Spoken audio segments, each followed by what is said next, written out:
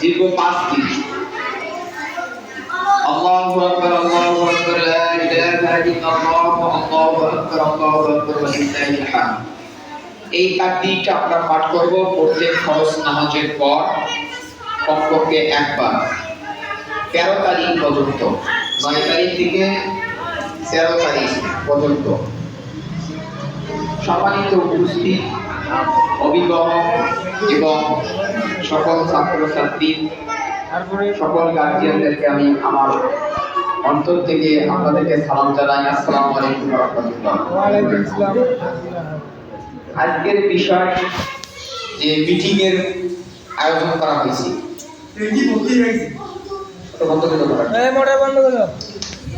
যে অভিভাবক মিটিংটা এজন্য দেওয়া হয়েছে যে আমাদের বাচ্চারা এই মাদ্রাসা পড়তেছে এবং আমাদের ছেলেমেয়ে মাদ্রাসা পড়তেছে, কিরকম লেখাপড়া হইতেছে, কিভাবে নিয়মে চলেছে।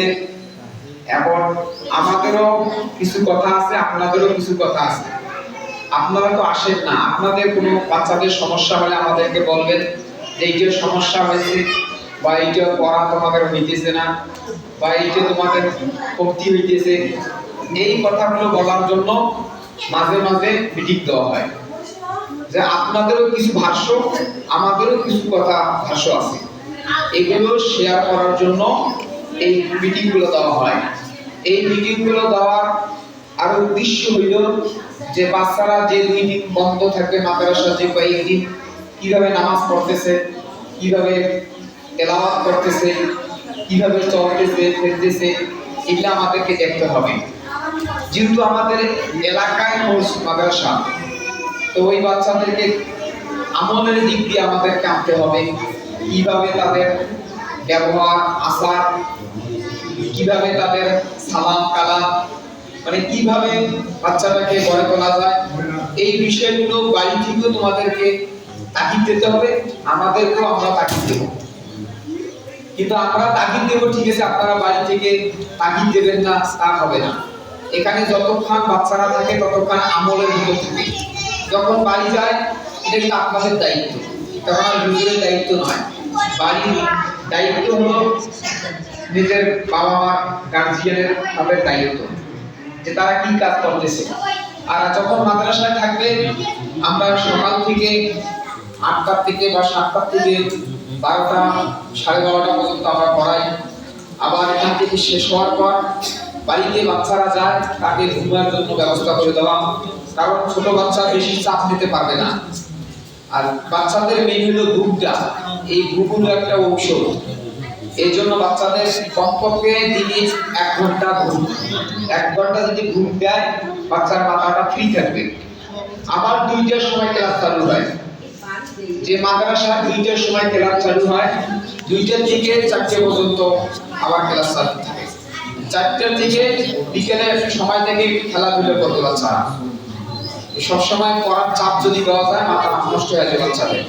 এই জন্য আমাদের যেটা করণীয়, এখানে আমাদের বিভিন্ন সাবজেক্ট আছে, যে এতক্ষণ পড়া করতেছে। অনেক গার্জিয়ান বলে যে এতক্ষণ যে পড়ায় পড়ে তো মাথা নষ্ট হয়ে যাবে। না, এখানে সাবজেক্ট আলাদা আলাদা আছে, আলাদা আলাদা মজাও আছে। যেমন মাছের তরকারি একটা স্বাদ, গোস্তর স্বাদ আছে কিনা, এর ভাজির স্বাদ, আলুর স্বাদ আছে না নেই, এরকম প্রত্যেকটা সাবজেক্টের স্বাদ আলাদা আলাদা। যখন একটা করে সাবজেক্টে ক্লাস করা হয়, তার আলাদা বুদ্ধিময় বুঝানো হয়, তখন তার মজা হয়। এখানে সাবজেক্ট তৈরি করা আছে, কোনো সমস্যা নেই।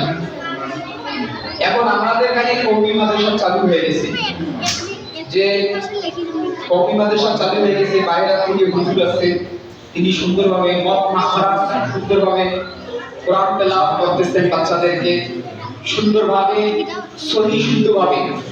আপনাদের এইখানে মাদ্রাসায় যে বাচ্চাগুলো পড়েছে, বড় বড় দামি মাদ্রাসায় দিবেন, সেখানেও পড়া শুনবেন, এখানেও পড়া শুনবেন। একদম সেম, একদম সহি থাকবে, কোনো গলদ থাকবে না। এই জন্য আমাদের বাহিরের থেকে যে হুজুর আনা হয়েছে, তাদেরকে আমরা খোঁজ খবর নেওয়া বা তাদের আচার ভঙ্গিমা দেখা, এটাও আমাদের নৈতিক দরকার। অবশ্যই এবং বাচ্চাদের যেহেতু চাপ বেশি একটু হইলেও সুন্দর পরিবেশে চলবে থাকবে, কোনো সমস্যা হবে না ইনশাআল্লাহ। তাই যেহেতু কওমি মাদ্রাসা চালু হয়ে গেছে, অনেক বাচ্চারা আছে মসজিদে থাকতে নিষেধ করে।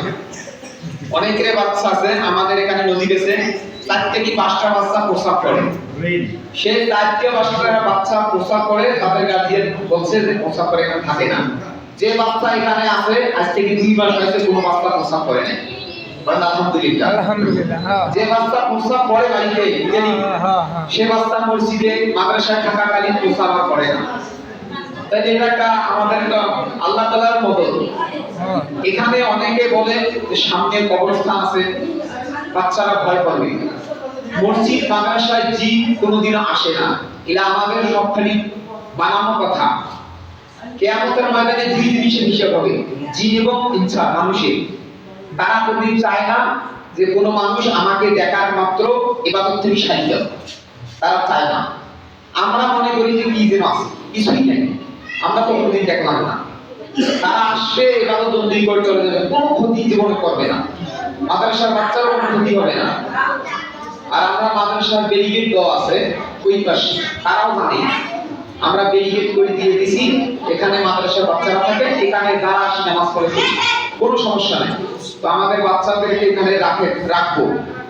যে বাচ্চাগুলো রাখা হয় তাদেরকে নামাজের ট্রেনিং দেওয়া হয়, ঈশান নামাজের পরে নামাজের ট্রেনিং দেওয়া হয়, কিভাবে সূরা কিরাতগুলো পড়ছে সেগুলোর আমল দেওয়া হয় নিয়মিতভাবে আর কি। আর হুজুর তো এখানে থাকি 24 ঘন্টা, রাত্রে একবার করে তাদেরকে ডাকে দেয় প্রস্তাবের জন্য। ইনশাআল্লাহ আমিও মাদ্রাসা করছি যে জায়গায়, এক ব্যক্তি ছিলেন, একটা ছাত্র ছিল তোতলায়, ও যারে নাম বলে 5 মাস 7 মাস ছাড়া বলতে পারে না। সে কোরআনের খাতিরে আল্লাহ তার জবানটাকে কি করেছে, একেবারে পানির মধ্যে পড়েছে। সুবহানাল্লাহ। এরকম প্রতিবন্ধী বাচ্চারা এমনি যায় মাদ্রাসায়, এরা এই জায়গাগুলো দিলে ভালো হয়। যে বাচ্চারা কথা শুনে না আস্তে আস্তে শুনবে, যে বাচ্চারা মেধা শক্তি কম আস্তে আস্তে পারবে, এই মাদ্রাসা লাইনে দিবে। তাই এটা একটা দামি জায়গা। এই জায়গাতে আপনাদের সন্তানরা একটা করে হরফ করতেছে, আপনাদের আমলনামায় সব যাইতেছে, বলেন সুবহানাল্লাহ। এই বাচ্চারা আপনাদের একটা করে হরফ করতেছে আল্লাহ তাআলার কালামুল শরীফ, প্রত্যেকটা হরফের